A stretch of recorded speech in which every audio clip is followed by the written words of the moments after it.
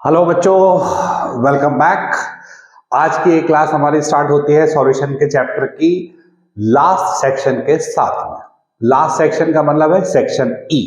जब हमने इस क्लास को स्टार्ट किया था तो मैंने इस चैप्टर को 5 सेक्शंस में डिवाइड कर दिया था। पहला सेक्शन हमारे पास में था मोल, मोलैरिटी, कॉन्सेंट्रेशंस, पीपीएम के ऊपर बेस्ड। दूसरा सेक्शन था हमारे पास में solution of liquid in liquid, जिसमें हमने पढ़ा था रॉड्स लॉ। तीसरा सेक्शन सेक्शन सी के नाम से हमने पढ़ा था solution of solids in liquids, जिसमें हमने पढ़ा था colligative properties. Then we did section D, जिसके अंदर हम लोगों ने पढ़ा था abnormal molecular masses and van't Hoff factors. And now we are going to start section E. Section E में हम पढ़ने जा रहे हैं solubility of gases in a liquid. Solubility of gases in a liquid, ये अब हम लोग बच्चों यहां पर पढ़ने जा रहे हैं solubility of gases in a liquid. तो हम लोगों ने लिक्विड में लिक्विड पढ़ लिया, सॉलिड में लिक्विड पढ़ लिया, अब पढ़ रहे हैं गैस और लिक्विड। जैसे कि कोल्ड ड्रिंक। कोल्ड ड्रिंक के बारे में आप जानते हैं कि कोल्ड ड्रिंक में क्या होता है कि जो मीठा पानी होता है उसके अंदर CO2 कार्बन डाइऑक्साइड गैस होती है, जिसकी वजह से हमें टेस्ट आता है। तो ये कहलाती है solubility of CO2 in the liquid solution, और इसी को हम कहते हैं कोल्ड ड्रिंक। ठीक है, तो इसके बारे में हम लोग पढ़ाई की शुरुआत करने जा रहे हैं। अब देखिए, यहां पर सबसे पहली जो बात हमें बताई गई है वो क्या है कि अब देखिए, इसके लिए हम यहां पर क्या करते हैं, ड्राइंग सी एक यहां पर देखते हैं, जिस ड्राइंग का मैं आपके सामने लगातार यूज करता रहूंगा। देखिए, ये हमारे पास में लिक्विड है, या आप जिस चीज के अंदर गैस को डिसॉल्व करना चाहते हैं, और ये हमारे पास हमारी गैस है। ये देखिए आप, ये गैस के पार्टिकल्स हैं। तो ये गैस के पार्टिकल्स कितना इसके अंदर डिसॉल्व होंगे, देखिए ये आपका लिक्विड का सरफेस आ गया। अब इसके कुछ पहले छोटे छोटे टर्म्स को आप समझ लीजिए। ये जो हमारे पास में गैस है, इस सरफेस के ऊपर देखिए, एक बार मैं इसको येलो फिर से ले रहा हूं, यहां पर इस सरफेस के ऊपर ये हमारे पास में क्या है बच्चों, यहां पर ये हमारे पास में जो गैस है इसका प्रेशर कहलाता है partial pressure of this gas. Partial pressure of this gas. और ये लिक्विड के अंदर जो चीज होगी इसको हम कहते हैं बच्चों mole fraction of this gas, या फिर इसको हम कह देते हैं इसकी सॉल्युबिलिटी।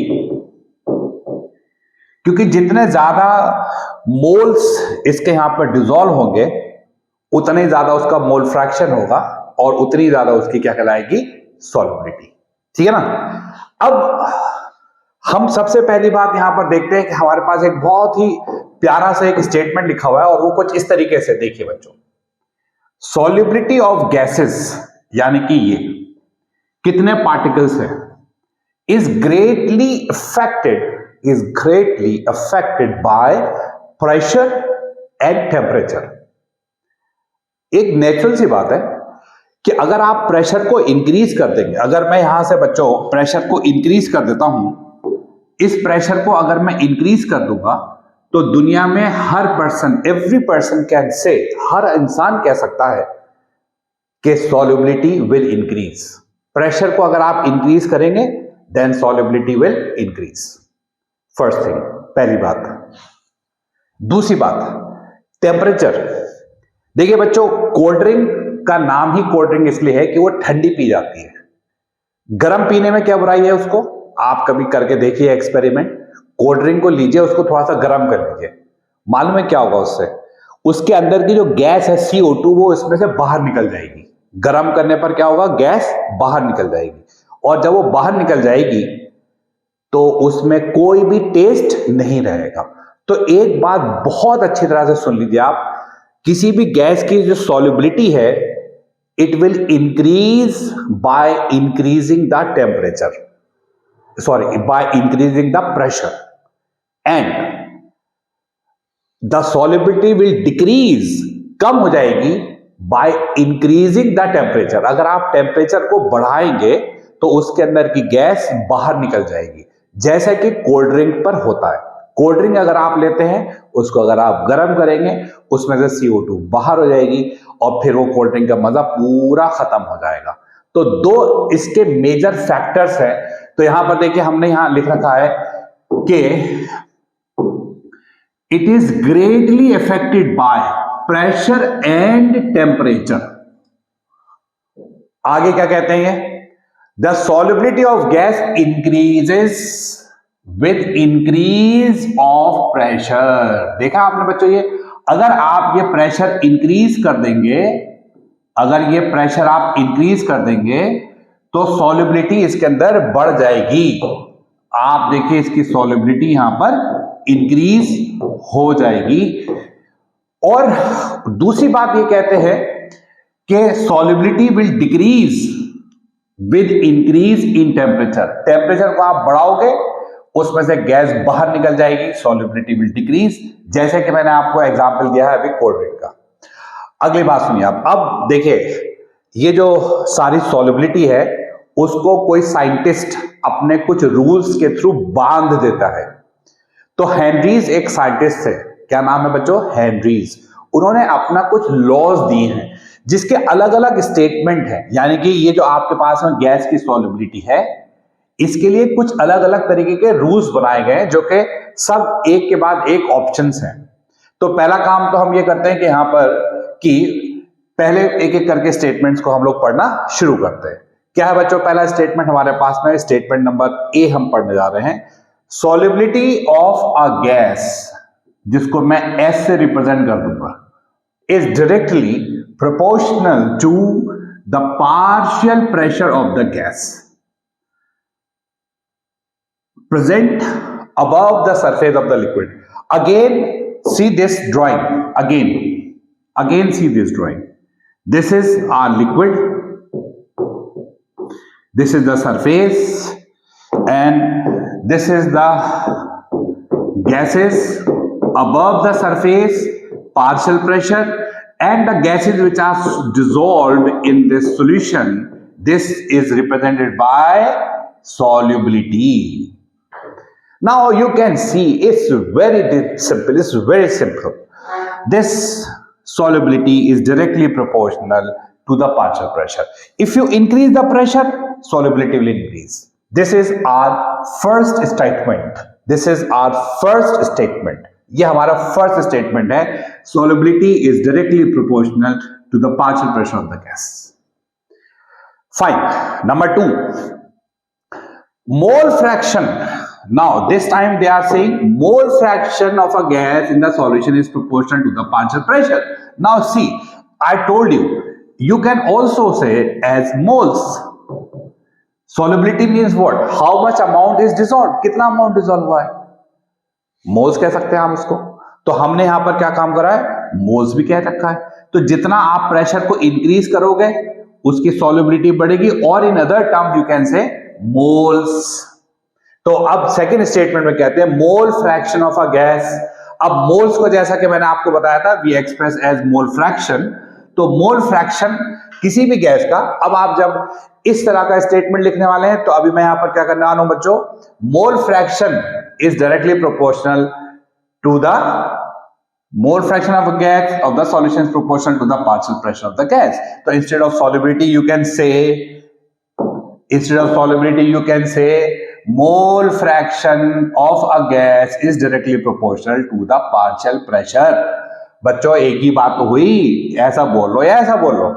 तीसरे नंबर पर कहते हैं okay, we are not interested in moles, क्योंकि मोल्स के बजाय अगर हम उसका मास के तौर पर बात करें तो शायद we will be more comfortable, ज्यादा अच्छा लगेगा अगर हम बात करें इन टर्म्स ऑफ मास। तो इस हेनरीज लॉ को एक और तरीके से भी कह सकते हैं, mass of the gas is directly proportional to the partial pressure of the gas. Now in your examination, देखिए बोर्ड का एग्जाम होगा तो वो आपसे कहेगा राइट हेनरीज लॉ। आपकी मर्जी है, एक नंबर का क्वेश्चन है, जो आपका दिल करे ए स्टेटमेंट लिख दीजिए, बी स्टेटमेंट लिख दीजिए, सी स्टेटमेंट लिख दीजिए। ठीक है, अगर वो कहता है राइट एनी टू स्टेटमेंट, 2 लिख दीजिए। क्वेश्चन आया राइट 3 स्टेटमेंट, 3 लिख दीजिए। और कॉम्पिटिशन में जब आप बैठेंगे, नीट का या आईटी का पेपर जब आप देंगे, तो उसमें एक से ज्यादा ऑप्शंस करेक्ट आते हैं, मोर देन 1 ऑप्शंस भी करेक्ट होते हैं। तो वहां पर आपको वो स्टेटमेंट देगा, इसमें से कितने स्टेटमेंट करेक्ट हैं। तो अगर वो ए स्टेटमेंट देगा वो भी करेक्ट होगा, बी देगा वो भी करेक्ट होगा, सी देगा वो भी करेक्ट होगा। ठीक है, तो ये हमारे पास में हेनरीज लॉ। आप लोग सोच रहे होंगे कि शायद बात निपट गई, एक स्टेटमेंट हो गया बच्चा लोग, 2 स्टेटमेंट हो गया, 3 स्टेटमेंट हो गया, आपको लग रहा था खेल खत्म, बट नो, अभी तो खेल शुरू होगा। जो फाइनल स्टेटमेंट है इसका, वो सबसे ज्यादा यूज होता है। देखिए, अब मैं आपको फाइनल स्टेटमेंट पर लेकर के चलता हूं। अब आप देखिए, ये आ गया हमारे पास फाइनल स्टेटमेंट डी। तो जो अभी हम लोगों ने अभी एक स्टेटमेंट लिखा था, वही जो हमारे पास है, उसको बी वाले स्टेटमेंट को हम लोगों ने एक क्या काम करा है, मेन इसकी फॉर्म दे दी है। तो सबसे ज्यादा एक्सेप्टेबल जो वर्जन है हेनरीज लॉ का, सबसे ज्यादा एक्सेप्टेबल जो हमारे पास में इसका स्टेटमेंट है, वो ये वाला माना जाता है। क्या कहा गया है, partial pressure of a gas, partial pressure of a gas. देखिए, partial pressure of the gas in vapour phase is proportional to the mole fraction of the gas in the solution. वही, यानी कि अभी आपके सामने जो इसका अगर मैं स्टेटमेंट की बात करूंगा, तो वो स्टेटमेंट क्या हो गया हमारे पास में, जो मैं यहां पर बना करके आपको दिखाता हूं एक बार। और देखिए वो स्टेटमेंट क्या हमारे पास, देखिए यहां पर, इसको मैं जरा क्लीन कर देता हूं। देखिए कि किसी भी, देखिए partial pressure of the gas, यानी कि ये गैस है आपके पास में, इसका जो पार्शियल प्रेशर है, ये जो प्रेशर है आपका, partial pressure of this gas in vapour phase, जो वेपर्स में है, is proportional to the mole fraction. यहां पर इसके गैस के कितने पार्टिकल्स हैं, ये देखिए आप, mole fraction of the gas. तो partial pressure of the gas is directly proportional to the mole fraction of the gas. This is the partial pressure हमारे पास है बच्चों, ये है पार्शियल प्रेशर हमारे पास में, ये this is the partial pressure and these are the moles. तो ये कह रहे हैं अगर आप प्रेशर को इंक्रीज करोगे, सॉल्युबिलिटी इंक्रीज हो जाएगी, या मोल फ्रैक्शन इंक्रीज हो जाएगा, या मास इंक्रीज हो जाएगा। जिसमें से सबसे एक्सेप्टेबल जो वर्जन हमने लिया वो कौन सा लिया है, partial pressure is directly proportional to the mole fraction of the gas, और इसको हमने कर दिया क्लीन।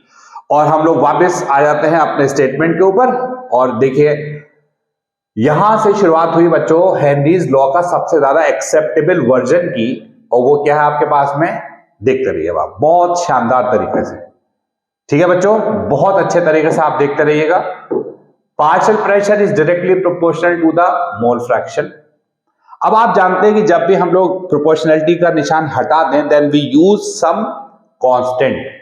तो here we are using a constant known as Henry's law constant, Henry's law constant. तो partial pressure of the gas is equal to now mole fraction, this is chi, this is known as mole fraction। और एक आपने यहां पर constant का use कर लिया, this constant is known as Henry's law constant. खूब अच्छी तरह से देख लीजिए आप। ओके, अब मैं इसको क्लीन कर देता हूं। एक बड़ी अच्छी सी बात लिखी हुई है इसके अंदर, क्या लिखा हुआ है हमारे पास में, देखिए यहां पर ये कहते हैं कि higher the value of KH at a given pressure, lower is the solubility of the gas. बच्चों देखिए ये बड़े शानदार चीजें हैं हमारे पास में, ये आपको ध्यान रखना होगा। You must remember this thing, ये आप खूब अच्छी तरह से दिमाग में बैठा लें। KH की वैल्यू जितनी ज्यादा होगी, higher the value of KH, higher the value of KH at a given pressure, lower is the solubility। इसको आप ऐसे कह सकते हैं, बड़ी आसान सी बात है ये, देखिए बड़े आसानी से आप समझ जाएंगे। अगर मैं इस फॉर्मूले को देखता हूं तो मोल फ्रैक्शन क्या हो जाएगा बच्चों, यहां पर pressure upon KH। Higher the value of KH, KH की वैल्यू जितनी भी ज्यादा होगी, higher the value of KH, lesser is the value of mole fraction. You know, इस इन डिवीजन इनवर्सली प्रोपोर्शनल है, डिवीजन में है। जितना KH को आप इंक्रीज करोगे उतना ही मोल फ्रैक्शन डिक्रीज हो जाएगा। ये स्टेटमेंट यहां लिखा हुआ है, अच्छी तरह दिमाग में उठा लीजिए, ठीक है। ओके, उतार लिया दिमाग में, fine. Now let's move to next point. Fine बच्चों लोग, now we will see Henry's law के, क्योंकि see this is a big theoretical thing. Henry's law is a big theoretical thing, इसमें थ्योरेटिकल पार्ट थोड़ा ज्यादा है। हेनरीज लॉ के कई सारे एप्लीकेशंस होते हैं जो कि एग्जामिनेशंस में बहुत ज्यादा पूछे जाते हैं। तो देखिए यहां पर क्या लिखा हुआ है, अगर मैं साइड होकर के आपको, अब क्योंकि मेरी थ्योरी आपको पढ़वानी है, बहुत ध्यान से सुनिएगा। Henry's law find several applications in industry and explains some biological phenomena. Notable among these are, Henrys law के बहुत सारे एप्लीकेशंस हैं और कुछ बायोलॉजिकल फिनोमेना को भी ये एक्सप्लेन करता है, जिसमें से ज्यादा prominent one are, number 1, to increase the solubility of CO2 in soft drinks and soda water, the bottle is sealed under high pressure. Very obvious, जितना प्रेशर आप हाई करेंगे, जितना प्रेशर आप हाई करोगे उतनी ही सॉल्युबिलिटी ज्यादा होगी, उतनी ही कोल्ड ड्रिंक आपको अच्छी लगेगी पीने में। देखिए क्या होता है कि जब हम कोल्ड ड्रिंक को खोलते हैं तो आपने देखा बहुत तेजी से फिज बाहर निकलता है, उसके विप वो निकलते हैं, बुलबुले जिसे कहते हैं हम लोग, बाहर निकलते हैं एफरवेसेंस के साथ। क्यों निकलती है? क्योंकि अंदर प्रेशर बहुत हाई है, जैसे आप खोलते हैं एकदम तेजी के साथ में वो CO2 गैस बाहर निकलती है, ठीक है। तो पहला पॉइंट क्या है कि अगर आपको कोल्ड ड्रिंक जो है आप पी रहे हो, कोल्ड ड्रिंक के अंदर आपको जितनी गैस भरनी है तो आपको ज्यादा से ज्यादा प्रेशर करना पड़ेगा, जिससे कि उसमें कोल्ड ड्रिंक जो है वो ज्यादा उसके अंदर डिसॉल्व कर ले अपने अंदर CO2 को। तो ये पहला हमारे पास में इसका एप्लीकेशन है, क्लीन कर देते हैं। सेकेंड पॉइंट पर आते हैं बच्चों। आप देखिए भाई, सेकेंड पॉइंट बहुत इंपॉर्टेंट रहता है हमेशा से ही, आप सेकेंड पॉइंट के ऊपर ध्यान देना शुरू करिए। देखिए भाई, सेकेंड पॉइंट, स्कूबा डाइवर्स। पहले तो हम ये सुन लेते हैं, what do we mean by scuba divers. समुद्र के अंदर, ओशन के अंदर जो लोग अंदर तक जाते हैं ना, उनको कहते हैं स्कूबा डाइवर्स, स्कूबा डाइवर्स। तो यूरोप, जब कोई भी स्कूबा डाइवर समुद्र के अंदर जाएगा, ओशन के अंदर जाएगा, तो अपने ऊपर पे पानी का भी प्रेशर आ जाएगा। आप सोच के देखिए कि ये हमारे पास में ओशन है ये, और आप इस ओशन के अंदर आ गए बच्चों, यहां हैं आप, यहां पर हैं आप, यहां यू आर हियर, यहां हो आप, तो आप अपने ऊपर पानी का प्रेशर और एयर का प्रेशर अपने ऊपर लेके चल रहे हो। तो अभी क्या होता है, इससे हमारे पास में क्या होगा कि इससे जब हम लोग इतना, तो हमारे बॉडी में जब प्रेशर बहुत हाई है ना, तो गैस हम लोग देखे सांस लेते हैं तो हमारे अंदर बॉडी में ऑक्सीजन आती है, एयर आती है, पूरी एयर आती है।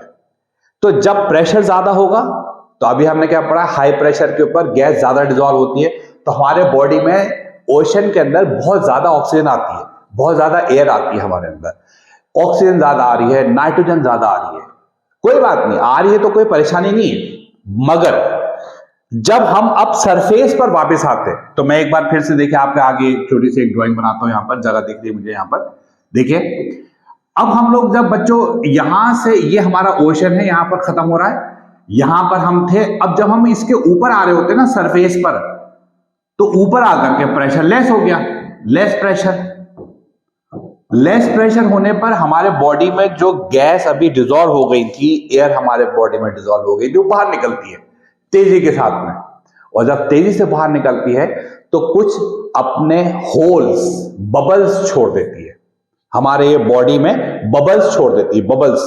ये जो बबल्स होते हैं ये बॉडी में चलते हैं ना, जहां जहां ये चलते हैं ना वहां वहां दर्द हो जाता, पेन, और अगर वो ब्रेन में पहुंच गया तो ब्रेन हैमरेज भी हो सकता है। इस प्रॉब्लम को कहते हैं bends, this is known as bends. ये देखिए यहां पर लिखा हुआ है bends, this is known as bends. याद रखिएगा, एग्जामिनेशन पर आएगा एक्सप्लेन बेंड्स। बेंड्स को एक्सप्लेन करो।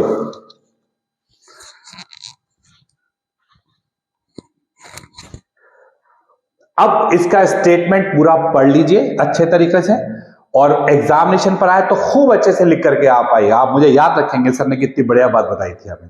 Now go through the complete paragraph, we will go through the complete paragraph, I will read it out और आप इसको देखिए क्या करेंगे। स्कूबा डाइवर्स मस्ट, मैं इसको अगर आप कहते हैं तो थोड़ा सा इनलार्ज भी कर देता हूं, ये देखिए आप, आ गया नहीं आ गया, okay okay. Scuba divers must cope with high concentrations of dissolved gases while breathing air, जब सांस ले रहे होते हैं at high pressure under water, पानी के अंदर। इंक्रीज प्रेशर, क्योंकि समुद्र के अंदर, ओशन के अंदर बहुत प्रेशर होता है, increases the solubility of atmospheric gases in our blood. ये हमारे बॉडी के अंदर गैसेज के अंदर, ब्लड के अंदर खूब सारी गैसेज को भर देता है। When the divers come towards surface, जब वो वापस आ रहे हैं ऊपर निकल करके, मान लीजिए ये हमारा ओशन है, ऊपर आ रहे निकल करके हम, तो फिर क्या होगा हमारे पास में, तो द प्रेशर ग्रेजुअली डिक्रीज कर रहा है। This releases the dissolved gases and leads to the formation of bubbles of nitrogen in the blood. हमारे ब्लड में बबल्स बन जाते हैं नाइट्रोजन के, और ये जो बबल्स होते हैं, this blocks the capillaries. Capillaries करना, ये जो हमारी नसें, नस, veins, and creates a medical condition known as bends which are painful and dangerous to life. Okay, now this is the problematic thing. So what the scuba diver should do in your examinations, in your board examinations? Examiner will ask you how you can avoid bends. आप इसको बेहतर और अच्छा कैसे कर सकते हैं, तो इसके लिए हमको यहां पे ट्रीटमेंट दिया गया है। To avoid bends as well as the toxic effects of high concentrations of nitrogen in the blood. Scuba diver क्या करते हैं, आपने देखा वो अपने साथ अपनी गैस लेकर के जाते हैं, उनके पीछे टैंक लगा होता है, उनके शोल्डर्स पे पीछे टैंक होता है, उसके अंदर वो जो एयर होती है, देखिए इस एयर में नाइट्रोजन 80% है। हमारे पास में एयर में बच्चों कितनी है नाइट्रोजन, 80% नाइट्रोजन है। ये हमारे बॉडी में पहुंच करके परेशान कर रही है, तो हमने यहां पर क्या करा, डाइल्यूट कर लिया। देखिए आप अगर कोई भी चीज को पी रहे, रूह अफ़ज़ा का शरबत पी रहे, तो आपको बहुत गाढ़ा होगा, उसका इलाज क्या है, डाइल्यूट करना है। तो लिक्विड का सॉल्यूशन कैसे डाइल्यूट कराया जाता है, पानी मिला करके। लेकिन एयर का कैसे करेंगे, गैस मिला करके। Simple as that. तो what the scuba diver will do, वो क्या करेंगे इसके अंदर, the tank used by the scuba divers are filled with air diluted with helium. तो देखिए हीलियम कितना मिला दिया बच्चा पार्टी, 11.7%। और अब हमारे पास में देखिए क्या करा हम लोगों ने, नाइट्रोजन कितनी रह गई है, 52.6, और ऑक्सीजन 32% हो गया। देखिए ये पूरा कॉम्पोजिशन हमने बदल दिया। हम जब एयर की बात करते हैं तो उसमें 20% होती है ऑक्सीजन, 80% होती है नाइट्रोजन, मगर जब हम लोगों ने इसको, स्कूबा डाइवर ने अपने टैंक में क्या करा, इसमें हीलियम भर लिया और पूरा कॉम्पोजिशन चेंज कर दिया। उसने अपने पास हीलियम कितनी ले ली, 11%, नाइट्रोजन 56% कर दिया और ऑक्सीजन 32। इस तरह से अब ये हमारे बॉडी में जो ये वाली हमारे पास में एयर जाती है, ये हमारे बॉडी में बेंड्स क्रिएट नहीं करती है। तो ये देखा आपने, very important question for your board examinations and also for competitions. देखिए ध्यान रखिए बच्चों, आज की class is wonderful class, very important and wonderful class. अभी देखिए आगे और बड़ी मजेदार बातें आने वाली हैं। इसको हमने क्लीन कर दिया। दो हमने यहां पर इसके नोटेबल पॉइंट्स पढ़ ली है। अब हम लोग we are moving to the third point. Third point में देखिए क्या होता है बच्चों, अभी हमने देखे पढ़ा कि ओशन में हम लोग नीचे जा रहे थे, ओशन में हम लोग समुद्र के अंदर जा रहे थे। मगर आप अगर अब देखें, ये हमारे पास में अर्थ है, ये ओशन था हमारे पास, और अभी हम यहां पर थे, तो ये केस किसका हो गया, स्कूबा डाइवर्स का। यहां पर भी प्रॉब्लम है, यहां पर क्या है, हाई प्रेशर था। हाई प्रेशर की वजह से हमारे बॉडी में गैस ज्यादा जा रही थी। Now I am coming to another situation. Another situation is, ये देखिए आप, अब हम कहां पर मूव कर रहे हैं, अब हम मूव कर रहे हैं माउंटेन्स पर, हाई ऑल्टीट्यूड्स, पहाड़ों के ऊपर। नाउ पहाड़ों पर जब आप जाते हैं तो प्रेशर कम हो जाता है। तो अगर आप यहां पर हैं इस जगह पर, if you are here, you are here, यहां प्रेशर कम हो गया, तो अब हमें सांस लेने में प्रॉब्लम होगी। अब बाहर प्रेशर कम है, तो हम जब सांस ले रहे हैं तो ऑक्सीजन हमारे बॉडी में पूरी जा नहीं पा रही है। Now we have another problem. This problem is known as anoxia. This is known as anoxia. इससे जब हमारे ब्रेन में ऑक्सीजन कम जाती है तो हम कम सोच पाते हैं, हम चलते चलते थक जाते हैं। जैसे आपने देखा लोग पहाड़ों पर जा रहे हैं, थक गए, वहां पर एयर की कमी है, ऑक्सीजन की कमी है, एयर का प्रेशर कम है वहां पर। तो एक्चुअली वहां पर एज सच हम कहते हैं कि ऑक्सीजन की कमी नहीं है, एयर का प्रेशर कम होता है, इसलिए हमें सांस लेने में दिक्कत हो रही होती है। तो अभी आप देखिए यहां के बारे में क्या बताया जा रहा है आप लोगों को, जरा ध्यान से सुनिएगा आप। यहां पर इसको मैं क्लीन कर देता हूं। At high altitudes the partial pressure of oxygen is less than that at the ground level. This leads to low concentration of oxygen in the blood. Now we have another problem.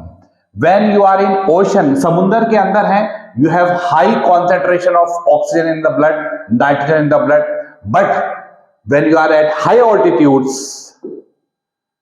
तो हमारे पास में oxygen हमारे blood में कम है, हमारे body के tissues को कम ऑक्सीजन मिल पा रही है।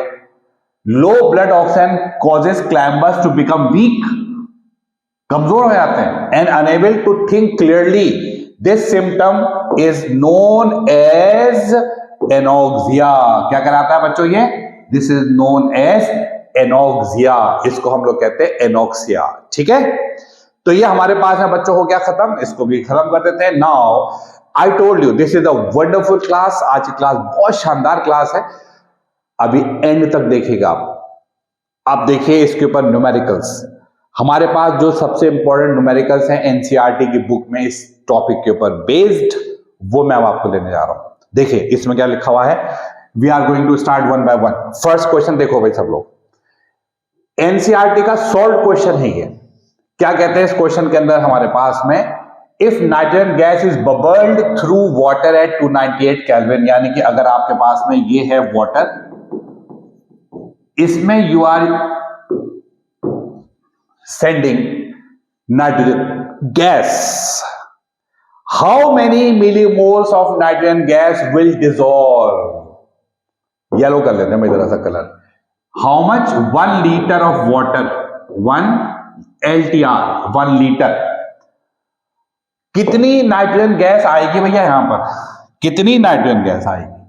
सपोज करिए ये है नाइट्रोजन, कितनी आएगी? How many millimoles. देखिए उसने कुछ, ये उसकी अपनी मर्जी है, उसने बोला है हाउ मेनी मिलीमोल्स, इससे कोई फर्क नहीं पड़ रहा, वो तो हम मोल्स निकालेंगे बाद में मिलीमोल्स कर देंगे। वो dissolve in 1 litre of water if, now see what are the given things. Nitrogen exerts a partial pressure of 0.987, यानी कि partial pressure of nitrogen is given 0.987 bar, नहीं बार है, हाँ जी बार है।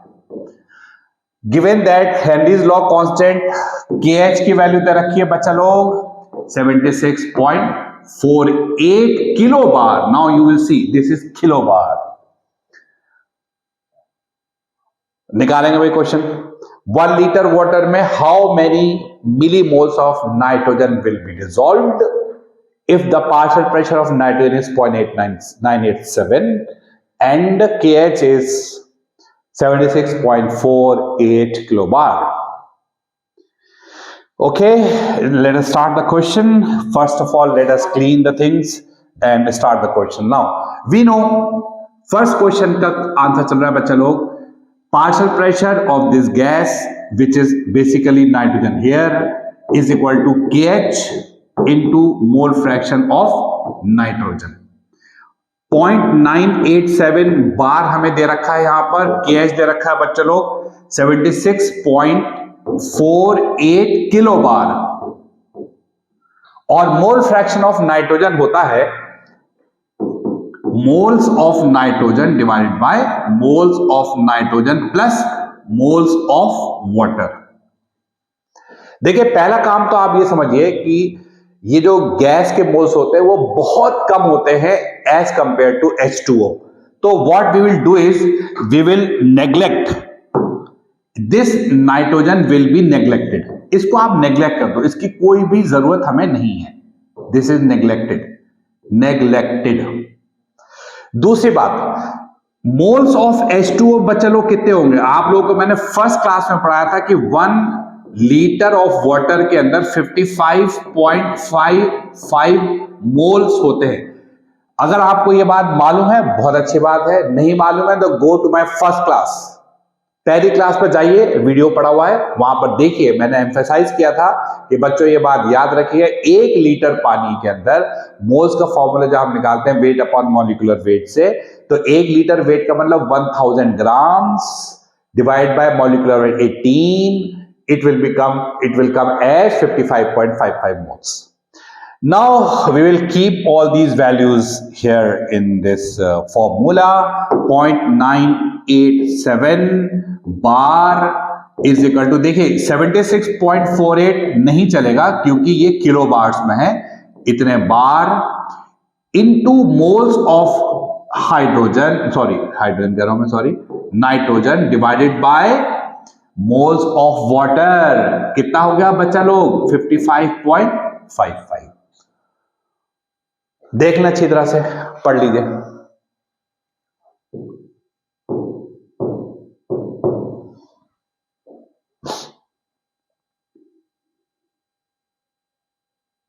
तो हमारे पास ये वैल्यू आएगी 7.16 इंटू 10⁻⁻⁴ मोल्स।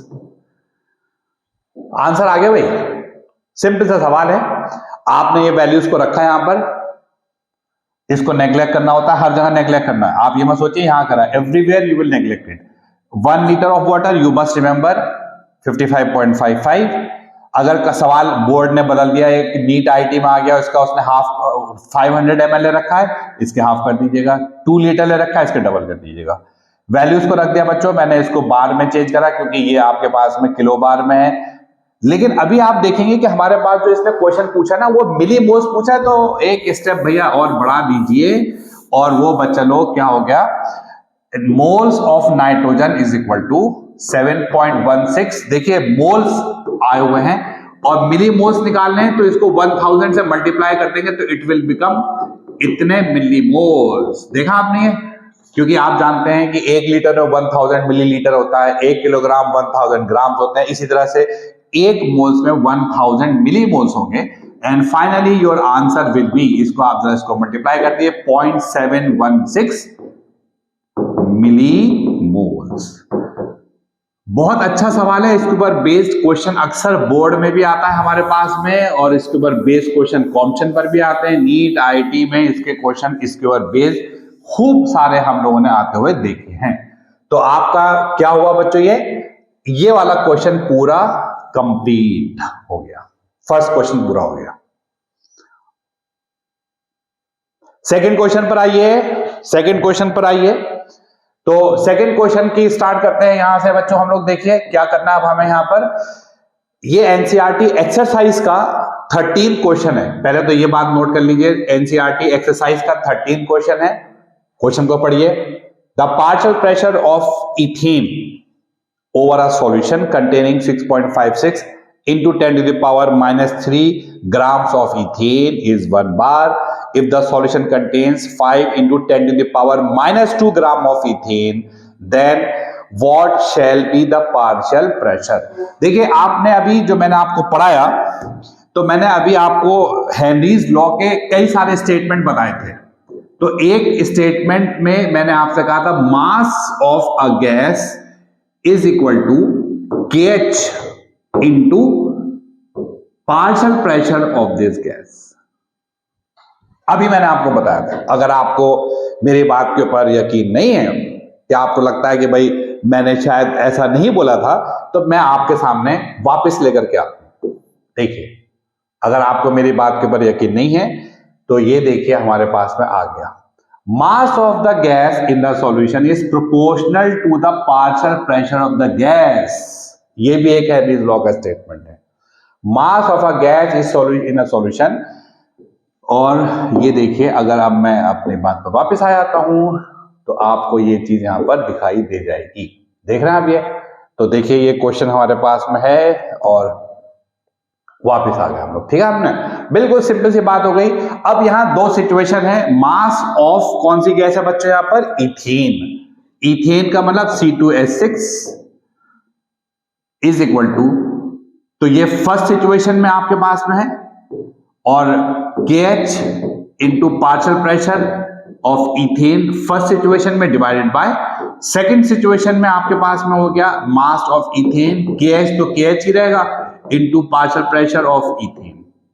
तो देखिए यहां पर क्या हुआ बच्चों लोग, ये आपका कैंसिल हो जाएगा। और अब आप जो है ना क्या करेंगे, इसका यहां पर उठा करके वैल्यूज को रख देंगे। फर्स्ट सिचुएशन में कहते हैं partial pressure of ethane containing 6.56 into 10 minus 3 grams, यानी कि first situation 6.56 into 10 to the power minus 3 grams is equal to the partial pressure is 1 bar। बच्चों कितना है यहाँ पर? 1 bar। दूसरी सिचुएशन में क्या कहना चाहते हैं ये, if I take this mass is 5 into 10 to the power minus 2, then what will be its partial pressure? C2 कौन सी गैस है भाई? Ethane, C2H6। सिंपल। तो now this question is over, और इसको हम लोग डिवाइड कर देते हैं, इसको उठा करके इधर ले आते हैं। Partial pressure of C2H6 is equal to, इसको इधर लेकर के है 5 into 10 to the power minus 2 divide by 6.56 into 10 to the power minus 3, this will be equal to 50 upon 6.56। देख लें आप इस चीज को, और ये वैल्यू हमारे पास में 6 7 42 होते हैं, 7.62 बार हमारा आंसर बन करके तैयार हो गया। आप देख सकते हैं हमारा आंसर यहां पर था 7.62 बार। एनसीईआरटी क्वेश्चन नंबर 13 एक्सरसाइज का। तो बच्चों हमने दो क्वेश्चन सॉल्व कर लिए हैं, एनसीईआरटी का solve question 1.4 and NCERT exercise का question number 1.13। Now next question. Next question में देखिए बच्चों यहां पर है, ये एनसीईआरटी का नहीं है, अलग से एक क्वेश्चन है जिसको हमने यहां पर बनाया आपके लिए। वाई एक्वेटिक एनिमल्स यानी कि समुद्र नदी के जानवर are more comfortable in winters than in summers. जाड़ों में जो समुद्र के जानवर होते हैं, ओशंस के, रिवर्स के, वो ज्यादा कंफर्टेबल होते हैं गर्मियों के मुकाबले पर। क्यों? Because see this is your river और ocean, Here you have a fish। मेरी ड्राइंग को बहुत अच्छी तो नहीं है, बट मैं आपको हल्का फुल्का बना करके देखने की कोशिश करता हूं। ये आपका फिश है। समर्स, अभी हम लोगों ने पढ़ा हेनरीज लॉ में कि जब हमारे पास टेम्परेचर लो होता है, टेम्परेचर लो यानी कि विंटर्स, तो गैस की सॉल्युबिलिटी ज्यादा होती है, मोर ऑक्सीजन इज डिसॉल्व्ड, और इससे हमें आसानी से हम सांस ले सकते हैं। जो जानवर होते हैं they feel comfortable in breathing, सांस लेने में आसानी है कब? विंटर्स में। But in summers this solubility और ऑफ ऑक्सीजन विल डिक्रीज, क्योंकि आपने क्या पढ़ा, जब आप टेम्परेचर को बढ़ाते हैं तो सॉल्युबिलिटी कम हो जाती है। गर्मी के दिनों में क्या होगा? ऑक्सीजन की सॉल्युबिलिटी कम हो जाएगी, और इसलिए आपका आंसर क्या है कि एक्वेटिक एनिमल्स, या बल्कि हम इसको ऐसा बोल सकते हैं कि solubility of oxygen in water is more in summers. Why I'm doing wrong? In winters than in summers. ठीक है बच्चे लोग, hence they breathe, सांस ले लेते हैं, hence they breathe easily. ये है बच्चों इसका आंसर हमारे पास में। और देखिए इसका एक बार फिर से ये ध्यान रखिएगा आप, मैंने जो बात बोल रखी है, solubility of oxygen in winters is more in solubility of oxygen in water is more, क्योंकि आप में से कई सारे बच्चे इसके नोट्स बना रहे होते हैं ना, तो कभी कभी गलत ना हो जाए, तो मैं थोड़ा सा इसको water, solubility of oxygen in water is more in winters than in summers, hence they breathe easily. Therefore, now you will see is this question again, why aquatic animals are more comfortable in winters than in summer. तो हमारा answer क्या होगा बच्चों, solubility of oxygen gas in water is more in winters than in summers, hence they breathe easily. तो ये हमारे पास में टॉपिक खत्म हो जाता है।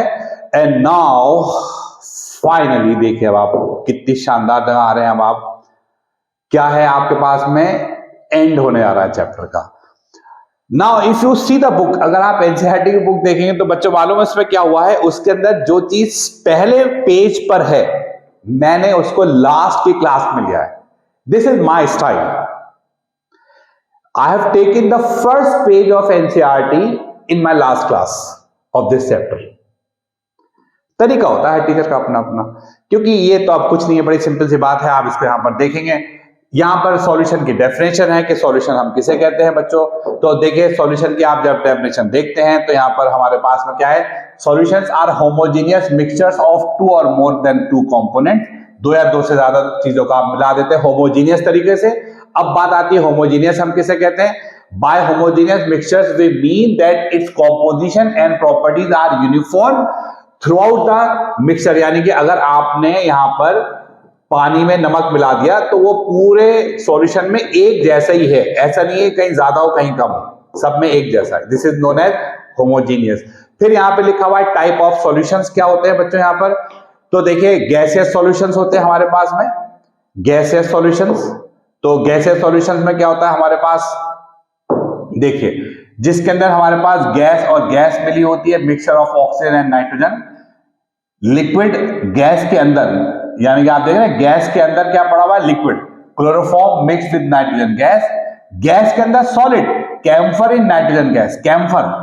देखिए गैस में सॉलिड का एग्जांपल डस्ट भी हो सकती है, लेकिन वो होमोजीनियस नहीं है इसलिए हम उसको मिक्सचर मानते हैं, सॉल्यूशन नहीं मानते। इसी तरह से लिक्विड सॉल्यूशन है, लिक्विड के अंदर gas oxygen dissolve in water, liquid में liquid ethanol mix with water, liquid में solid glucose dissolve in water, यानी कि लिक्विड में सॉलिड ग्लूकोज।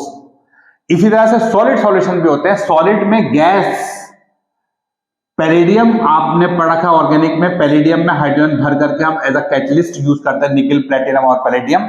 इसी तरह सॉलिड के अंदर liquid अमालगम of mercury with sodium, आप जानते हैं सोडियम सॉलिड है और मरकरी जो है जरा हमारे पास में लिक्विड माना जाता है। और सॉलिड का मतलब क्या होता है भाई, कॉपर डिसॉल्व इन गोल्ड, ठीक है ना। सॉलिड में क्या होता है, copper dissolve in gold, gold में कॉपर को मिला दो या कॉपर के अंदर जिंक को मिला दो, ब्रास बन जाएगी। ये सारी चीजें इसके एग्जांपल्स हो जाते हैं। और उसके बाद में फिर हमसे पूछा गया फाइनली, जो कि आपको सबसे पहले पढ़ना चाहिए था, सॉल्युबिलिटी किसे कहते हैं भाई। तो भाई सॉल्युबिलिटी बता देते हैं इनको। सॉल्युबिलिटी का मतलब क्या होता है, सॉल्युबिलिटी का मतलब होता है बच्चों यहाँ पर किसी भी सॉल्यूशन को बनाने में 100 ग्राम सॉल्वेंट में मैक्सिमम कितनी चीज आप डिसॉल्व कर सकते हैं, जिसको आप सैचुरेटेड सॉल्यूशन कहते हैं। This is known as solubility. यानी कि अगर हमारे पास में कोई भी सब्सटेंस जो है, ये सॉल्वेंट हमारे पास में, सपोज दिस इज 100 ग्राम्स, तो इसका एक सैचुरेटेड सॉल्यूशन के बनाने में, जिससे कि ज्यादा अब आप नहीं मिला सकते, जितनी इसकी क्वांटिटी होती है, इसको हम लोग क्या कहते हैं, सॉल्युबिलिटी। सैचुरेशन का मतलब क्या होता है, जब आप उससे ज्यादा नहीं मिला सकते। Now see the definition, solubility of a substance is its maximum amount that can be dissolve in 100 gram of solvent at a specified temperature to form a saturated solution. यानी कि आप इससे ज्यादा आप नहीं मिला सकते। मैक्सिमम आप कितना मिला सकते हैं, it depends upon the nature of solute and temperature and pressure. यानी कि ये जो आपकी सॉल्युबिलिटी है वो इन चीजों के ऊपर डिपेंड करती है।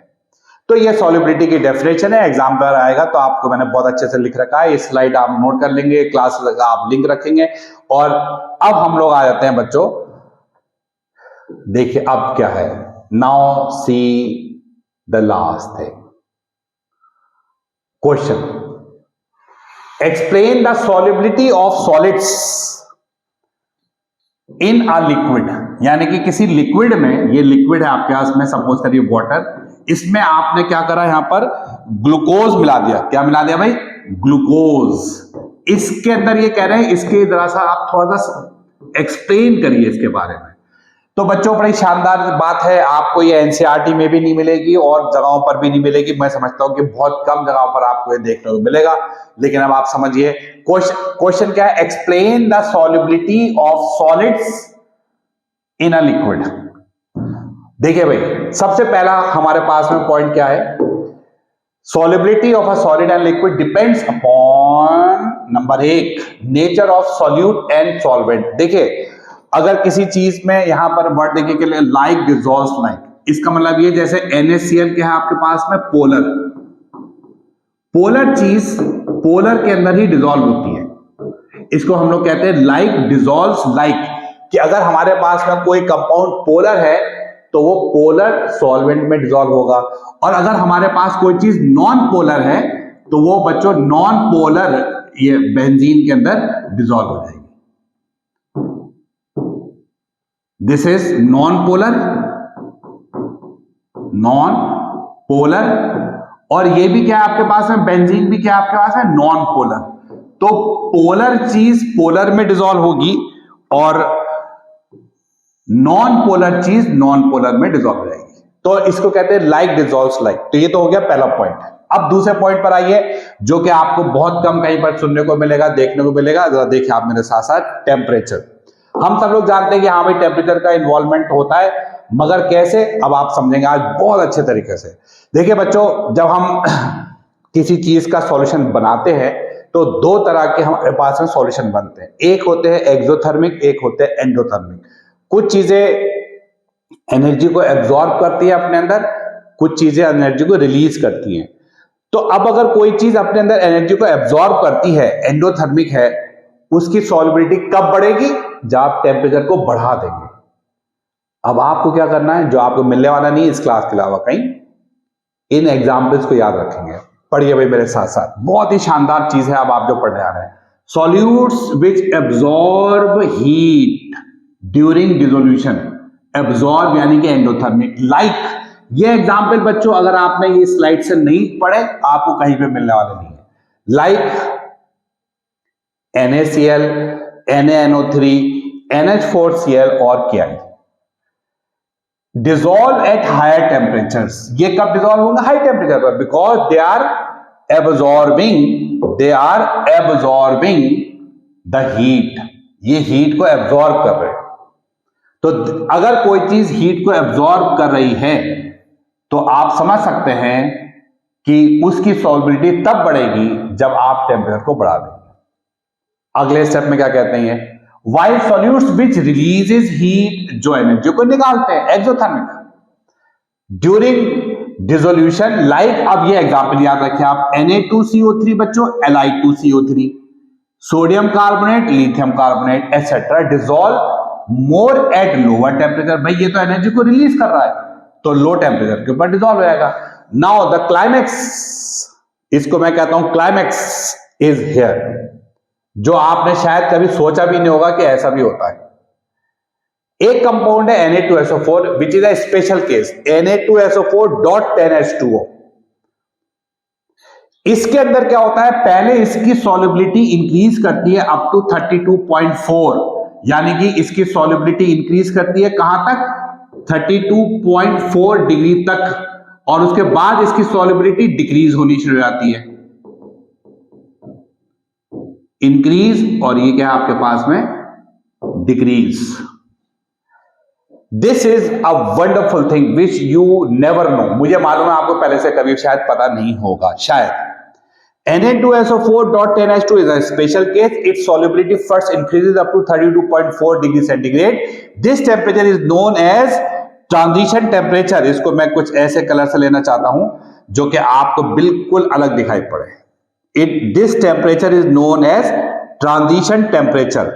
ट्रांजिशन टेम्परेचर पे क्या होता है बच्चों, तो मैं एक बार फिर से रिपीट कर रहा हूं, Na2SO4 की सॉल्युबिलिटी पहले इंक्रीज करती है 32.4 डिग्री सेंटीग्रेड तक, और फिर उसके बाद डिक्रीज करती है। इस टेम्परेचर को हम कहते हैं ट्रांजिशन टेम्परेचर। तो आप फाइनली यहां पर आज आपने क्या सीखा है बच्चों, कि हमारे पास में सॉलिड की सॉल्युबिलिटी को समझने के लिए हमें क्या काम करना है, हमें पहला like dissolves like, number 2 temperature.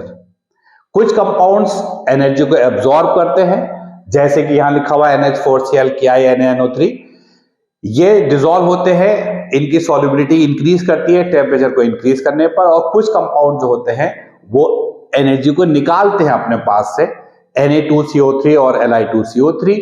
ये अच्छी इनकी सॉल्यूशन की सॉल्युबिलिटी होती है जब टेम्परेचर हम कम कर देते हैं। और एक स्पेशल केस है फाइनली Na2SO4.10H2O का, जिसकी सॉल्युबिलिटी पहले इंक्रीज करती है 32.4 डिग्री सेंटीग्रेड तक, then it decreases. This 32.4 degree centigrade is known as transition temperature.